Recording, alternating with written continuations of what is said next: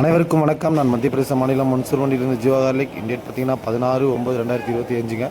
இன்றைக்கி மார்க்கெட்டில் அரைவேல் பார்த்தீங்கன்னா ஒரு 12,000 போய் அரைவில் வந்துருக்குங்க. இதேமாதிரி மார்க்கெட்டோட நிலவரம் பார்த்தீங்கன்னா குறைஞ்சபட்ச ரேட்டு 35 ரூபாயிலேருந்து நல்லா டாப் ரேட்டு 120 வரைக்கும் போயிட்டுருங்க. மார்க்கெட் பார்த்தீங்கன்னா அடுத்த வாரத்தில் தசராக்கு ஒரு வாரம் லீவ் வர மாதிரி சொல்லியிருக்காங்க. அது என்ன அப்டேட்னு சொல்லிட்டு அதில் வந்து இந்த குவாலிட்டி சரக்கு பாருங்கள். நாடு லட்டு சைஸுங்க.